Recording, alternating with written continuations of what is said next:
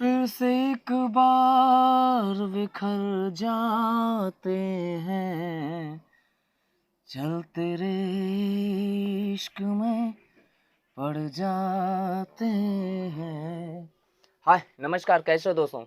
उम्मीद है सब लोग अच्छे होंगे। दोस्तों, ये चीज़ें जो आप देख रहे हो लिखा सामने, ये कई लोगों का ऐसा प्रश्न है कि सर मुझे डिटेल में बता दीजिए कि डॉक्यूमेंट वेरिफिकेशन में क्या-क्या चीज़ें लगती हैं, ताकि मुझे कोई एक्स्ट्रा चीज़ें ना परेशान होनी पड़ी। एक जगह पूरी चीज़ें एक-एक करके आप नोट करवा दीजिए। कोई एक्स्ट्रा चीज़ भी लग रही है तो उसके बारे में आप बता दीजिए, ठीक है? ताकि अगर मेरे पास नहीं है तो मैं बनवा लूँ, क्योंकि जिनका 4th मेरिट लिस्ट में नाम आ गया है और जिनको वेट है 5th मेरिट लिस्ट का, जिनका 5th मेरिट लिस्ट में चांस है आने का, तो उनके लिए ये चीज़ें बहुत ज़रूरी है। क्योंकि सबसे ज़्यादा जो खेल हो रहा है दोस्तों, वो डॉक्यूमेंट वेरिफिकेशन से हो रहा है। यानी कि सबसे ज़्यादा जो बाहर हो रहे हैं बच्चे, वो डॉक्यूमेंट वेरिफिकेशन से बाहर हो रहे हैं। तो इस पर हम लोग बात करने वाले हैं कि डॉक्यूमेंट वेरिफिकेशन में क्या क्या चीज़ें आपके पास होनी चाहिए ताकि आप डॉक्यूमेंट वेरिफिकेशन से बाहर ना हो। तो इसी पर हम लोग बात करने वाले हैं दोस्तों। और एक और रिक्वेस्ट है कि कई हमारे भाई लोग कमेंट करते हैं कि सब लोग केवल व्यूज़ के चक्कर में बने। तो भाई हाथ जोड़ के रिक्वेस्ट है, सारे लोग इसीलिए बनाते हैं, चाहे वो छोटा, हम लोग तो बहुत छोटे क्रिएटर हैं, जो बड़ा क्रिएटर भी है वो भी व्यूज़ के लिए ही बनाता है। अब देखो, कोई बहुत बड़ा टीचर है, वो बहुत बड़ा टीचर है, बहुत फेम उसको मिल गई है, तो वो क्या करता है, वो इसलिए यूट्यूब से तो वो फेम लेता ही है, वो अपना कोर्स बेच रहा है। तो भाई ये चीज़ मतलब क्या अब इस पे बोलें, ठीक है? आप जो बोलो, अब हम क्या कहें उसके लिए, ठीक है? लेकिन भाई सब व्यूज़ के लिए ही करते हैं। हाँ, बाकी एक चीज़ है, आप अगर कोई प्रश्न पूछते हो, कोई सवाल पूछते हो, अगर आपके प्रश्नों का उत्तर आपको ना मिले, फिर आप बोलो। मुझे अगर कोई प्रश्न करता है, कोई भी सवाल पूछता है, तो उसके मैक्सिमम 1 दिन ले हो सकता है, क्योंकि मान लो शाम को आपने पूछा तो रात को तो मैं चेक करता नहीं, लेकिन सुबह मैं अगर देखता हूँ तो मैं आपके जवाब दे देता हूँ, ठीक है? ऐसा कोई वैसे कोई किसी का छूट जाए मुझे नहीं पता, नहीं सबके प्रश्न का उत्तर देता हूँ। तो भाई अब क्या बोलना इस पे, ठीक है?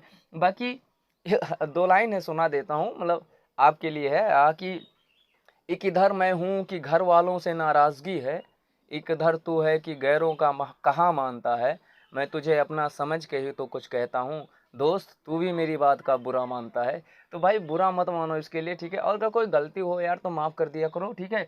अभी मैं इतना बड़ा क्रिएटर हूँ ना कि मतलब आप मुझे ट्रोल करोगे या करोगे, ठीक है? अब बहुत सारे बड़े-बड़े टीचर हैं जो करते हैं, बड़े-बड़े जो इन्फॉर्मेशन देते हैं, सब लोग भी उसके चक्कर में ही करते हैं। खैर इस बात को छोड़ते हैं, ठीक है? तो बाकी अगर आपके कोई प्रश्न है तो पूछा करो, और बोल भी सकते हो भाई आप। सब लोग छोटे बड़े भाई जो लोग हो कुछ भी बोल सकते हो, जो मर्जी वो बोल दिया करो, मुझे सब एक्सेप्ट है, ठीक है? बाकी देखते हैं। तो देखिए, डॉक्यूमेंट वेरिफिकेशन के सबसे ज़्यादा जरूरी चीज़ पहले क्या, तो आधार कार्ड तो सबके पास होगा ही, आधार कार्ड के लिए कोई टेंशन नहीं। दूसरी चीज़ है मोबाइल नंबर, तो वो भी सबके पास होगा। तीसरा चीज़ है ईमेल आईडी, तो वो भी सबके पास होगा। चौथी चीज़ है बैंक पासबुक, वो भी सबके पास होगा। बैंक पासबुक तो होगा ही, है ना? पांचवा चीज़ है कि पासपोर्ट साइज फ़ोटो, 2 फ़ोटो लगेगी आपकी, वो भी पासपोर्ट साइज की, ये भी सबके पास होगा। अगला है जीडीएस एप्लीकेशन फॉर्म, जब आपने फॉर्म फिल किया था तो आपने एक प्रिंट आउट लिया होगा ना, तो वो आप 2 प्रिंट आउट करवा लेना, ठीक है? अच्छा, पासपोर्ट साइज की फ़ोटो 2 प्रिंट आउट इसका। अच्छा, जीडीएस सिलेक्शन जो लिस्ट होती है, एक लिस्ट की ज़रूरत है, आप 2 फ़ोटो कॉपी करवा के रख लेना, क्योंकि जिन लिस्ट में आपका नाम आया होगा जब आएगा, तो वो लिस्ट आप अपने पास रख लेना, ठीक है? अब उसके बाद में देखते हैं क्या है अगली चीज़, इनकम सर्टिफिकेट इसको बोलते हैं। इनकम सर्टिफिकेट मतलब बोलते हैं आय प्रमाण पत्र जिसको बोलते हैं। तो एक इनकम सर्टिफिकेट आपके पास होनी चाहिए।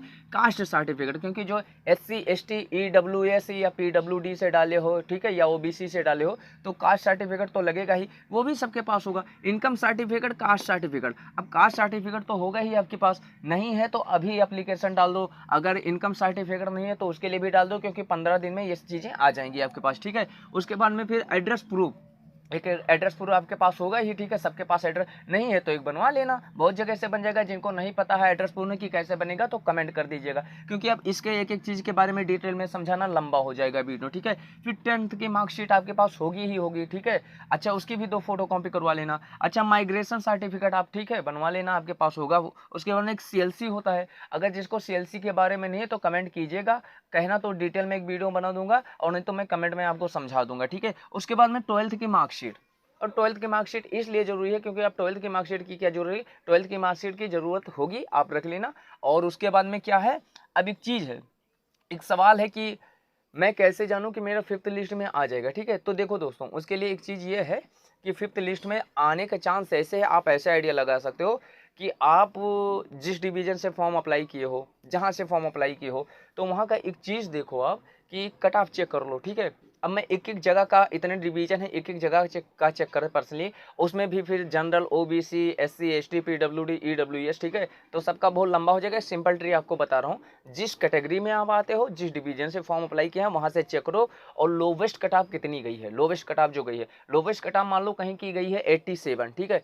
अब अगर 87 वहाँ की कट ऑफ गई है और आपका परसेंटेज 85 के आसपास है, तो चांस है आपका 5th लिस्ट में आपका आने का चांस है। क्योंकि एक चीज़ रखो कि जब नेक्स्ट लिस्ट आएगी तो कट ऑफ ज़्यादा डाउन नहीं जाएगी। अगर कोई वीडियो में ये बता रहा है, मैं बार-बार कह रहा हूँ कि अब तो 5th लिस्ट में थंबनेल आप देख लेते हो कि बहुत ज़्यादा कट ऑफ जाएगी, 70% वालों का होगा सिलेक्शन, खुशखबरी।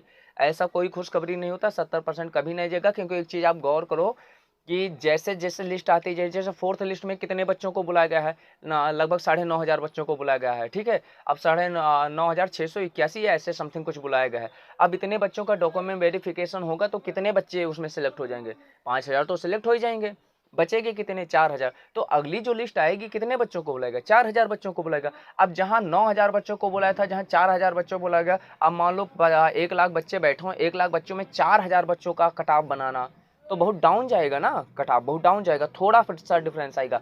फिर अगर 6 लिस्ट भी आती है, अब कई लोग कहते हैं कैसे चांस है कि 6 लिस्ट आ जाए 31 दिसंबर के पहले, ठीक है? तो 6 लिस्ट में क्या है, आप 6 लिस्ट आएगी तो उसमें क्या होगा, उसमें 1000 तो 1500 बच्चे कहीं कम पड़ेंगे, तो 1000-1500 बच्चों को बुलाएगा, कट ऑफ ज़्यादा डिफरेंस, तो कट ऑफ पे ज़्यादा डिफरेंस नहीं पड़ने वाला, ठीक है? अगर आपको ये कोई कह रहा है कि कट ऑफ बहुत डाउन जाएगी, तो कट ऑफ बहुत डाउन नहीं जाएगी। अगर आपका 4th लिस्ट और 5th लिस्ट में देखो डिफरेंस थोड़ा है, 1 से 2% का डिफरेंस है, तो चांस है आपका हो सकता है। एक सवाल कई लोगों का था कि भाई ये बताओ कि अगर मेरा डिफरेंस है, मेरा 87 है, मेरा 87 परसेंटेज है मान लो, और मेरा नहीं हुआ 86 पे किसी का कैसे हो गया, ठीक है? देखो, आज जब आप डिवीजन में फॉर्म डालते हो तो एक चीज़ का और ध्यान रखो कि जैसे आप कई जगह फॉर्म अप्लाई करते हो कि मान लो आपने 35 ऑप्शन चुन लिए कि 35 जगह में अगर मुझे कहीं भी जॉब मिलेगी तो मैं करने को तैयार हूँ, ठीक है?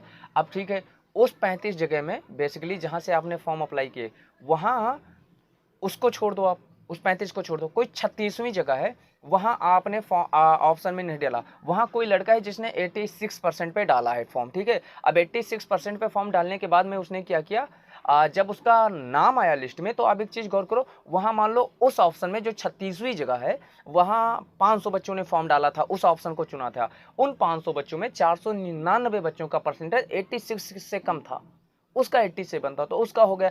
आपने उसको नहीं सेलेक्ट किया है, ठीक है? तो आपको लगता है कि डिवीजन तो सेम है, बट उस डिवीजन में आपका 87 पे कैसे नहीं हुआ, उसका 86 पे कैसे नहीं हुआ, जहां से उसका हुआ है, अगर वहां भी आपने फॉर्म ऑप्शन में डाला था, तो एक चीज देख लो, या तो कास्ट का प्रॉब्लम होगा, कास्ट का कुछ लगा होगा सर्टिफिकेट, या EWS मार्क्सिट लगे होंगे। अगर उस पर भी नहीं हो रहा तो एक चीज़ जान लो कि कुछ बच्चों का ऐसे भी हो रहा है। एक चीज़ और है, थोड़ी गड़बड़ी भी चल रही है, ये चीज़ मान के चलो, ठीक है? थोड़ी गड़बड़ी चल रही है, तो उसके बारे में तो सुधार नहीं हो सकता कुछ, ठीक है? तो अब वो उसके बारे में क्या ही बोला जाए, बट उम्मीद करता हूँ और ईश्वर से प्रार्थना है कि जिनका आसपास है परसेंटेज, उनका सिलेक्शन हो जाए, ठीक है? तो अगर अब आपके कोई प्रश्न है तो प्रश्न कीजिएगा, ठीक है? मैं आपको जवाब जरूर दूंगा। फिर मिलते हैं किसी अगली वीडियो में। हाँ, इसमें से कोई चीज़ अगर नहीं समझ में आई, कुछ चीज़ कैसे बनवाए तो पूछिएगा, ठीक है? तो अपना ख्याल रखो, स्वस्थ रहो, मस्त रहो। नमस्कार, जय हिंद।